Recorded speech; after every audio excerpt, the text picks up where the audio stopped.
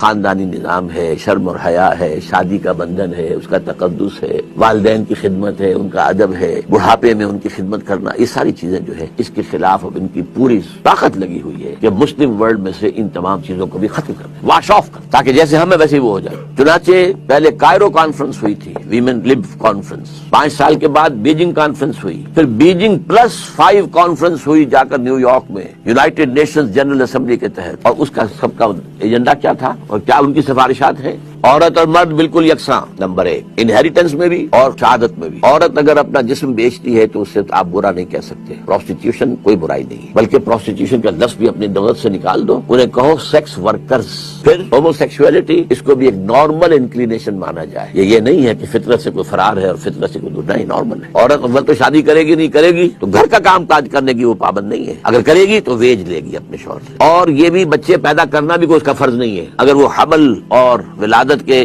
سختیوں سے گزرے گی تو بھی ویجز لے گی۔ یہ ایجنڈا دنیا کو دیا گیا ہے بیجنگ +5 کانفرنس یونائٹڈ نیشنز کی جنرل اسمبلی کے تحت، اور اس کا جو اثر ہے عالم اسلام پر کہ 2 چیزیں تو پوری طور پر، ایک تو یہ کہ ٹیکنالوجی تو چھائی گئی، لیکن یہ کہ تہذیب کے عناصر میں سے 2 پورے طور پر پورے عالم اسلام میں ہے، پورے دنیا میں بھی ہے۔ تیسرا البتہ جو ہے اس میں ابھی کچھ ہم تھوڑا بہت ریلیکسنس شو کر رہے ہیں، لیکن billions and billions of dollars جو ہے وہ NGOs کو جو دیے جا رہے ہیں وہ اسی کام کے لیے دیے جا رہے ہیں۔